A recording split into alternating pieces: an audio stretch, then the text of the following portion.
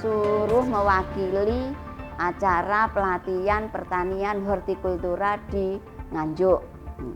Alhamdulillah pada saat pelatihan itu anak saya laki-laki itu mendapatkan prestasinya bagus. Anaknya masih usia sekitar 24, ya, belum nikah, tapi pada saat di sana diadakan pelatihan itu, dilombakan dan dinilai itu prestasinya bagus.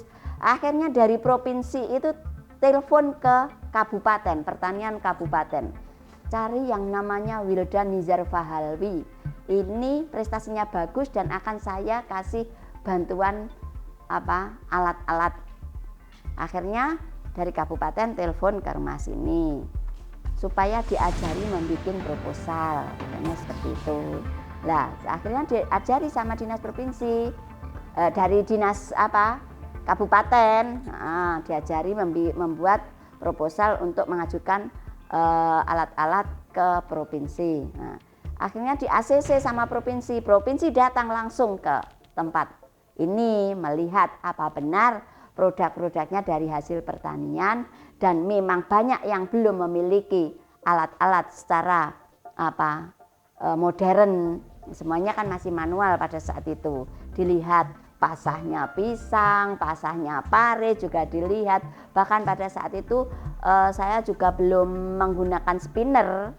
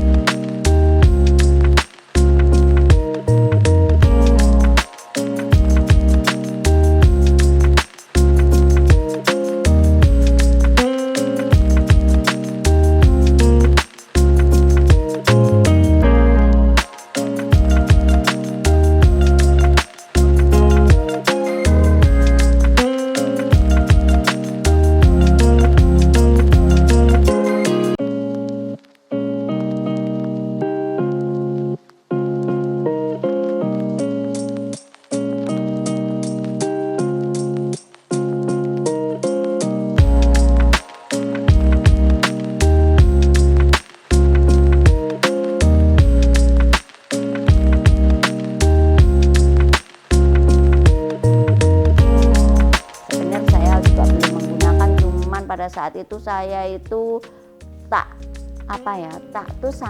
ler-ler gitu loh, supaya minyaknya nggak banyak. Nah tapi itu nggak bertahan, nggak lama ya.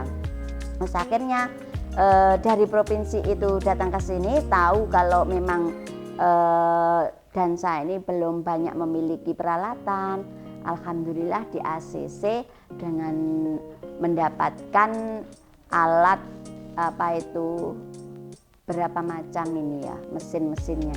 Ada mesin pengaduk dodol atau jenang, kemudian oven, kemudian selip, kemudian mesin perajang, kemudian vakum vakum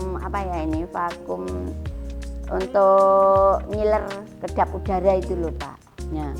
Nah, dengan adanya bantuan mesin ini menambahkan produk saya ini beda dengan yang lainnya Pak. Seperti prosesnya ini ya, kalau keripik pisang ini biasanya setelah dipesto itu kan digoreng lagi. Tapi kalau produk saya ini tidak pakai penggorengan lagi. Saya pakai oven blower. Oven blower ini ada penyedot kadar air. Dan juga ada apinya dari bawah, akan lebih matang. Dan rasanya keripiknya ini lebih mancep ke pori-pori, sampai ke pori-pori. Tapi kalau digoreng itu rasanya hanya di luarnya saja. Jadi misalnya dipesto terus digoreng, itu karena saya juga mengalami sebelum saya memiliki oven itu, sehingga saya bisa membedakan antara rasanya yang digoreng dengan rasanya yang di oven. Jadi keunggulan produk saya ini karena memang saya prosesnya yang kedua tidak menggunakan minyak. Jadi untuk mereka yang mengkonsumsi juga di samping merasakan lebih enak, ini juga non minyak seperti itu. Nah, kalau seperti keripik pare, keripik jamur, ini kalau setelah di spinner saya masukkan ke oven, ini rasanya juga beda. Rasanya juga beda. Seperti misalnya gurih itu mesti seperti ada apa ya, kayak ada bakaran-bakarannya gitu. Jadi lebih gurih lagi, lebih zing, lebih mantap lah, seperti itu. Jadi kemarin itu ada yang order by online ya Pak. Begitu saya kirim ke mana itu, ke Kertosono, beberapa macam produk saya tanya bagaimana rasanya, kok beda ya dengan yang lain. Akhirnya ya alhamdulillah sampai sekarang nanti berlanjut.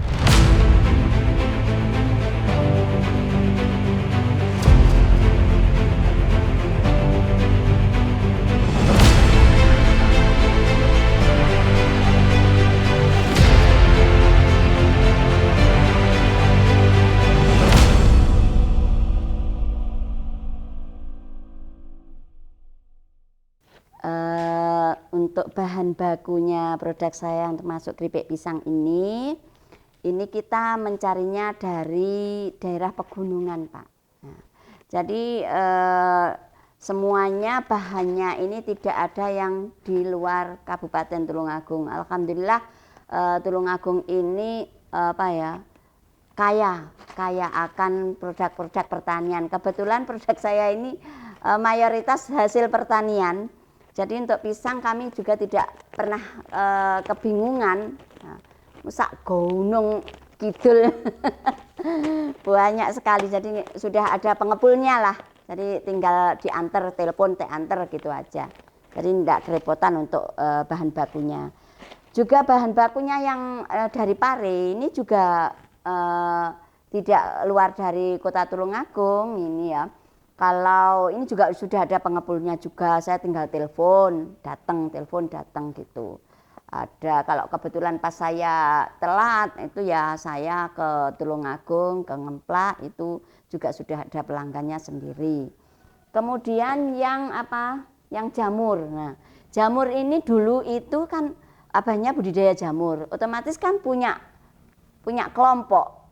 Nah, pada saat itu kelompok budidaya jamur itu bilang gini, Pak Haji, jenengan nggak usah produksi budidaya jamur, lek aben tadi yang saya ceritakan tadi ya, aben ambil harganya udah nggak ada harganya, nggak payu istilahnya.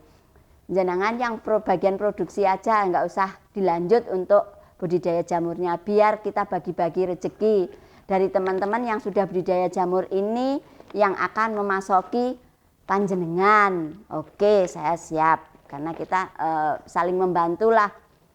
Jadi untuk bahan baku dari jamur itu dari kelompok budidaya jamur itu.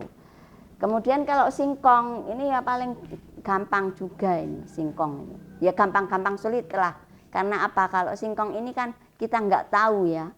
Nggak tahu singkong atau sopo empuk. Tapi kalau sudah terbiasa seperti saya memegang, maka dilihat dari posturnya itu insya Allah saya sudah paham, oh iki telo sing empuk, iki telo sing enggak, itu seperti itu.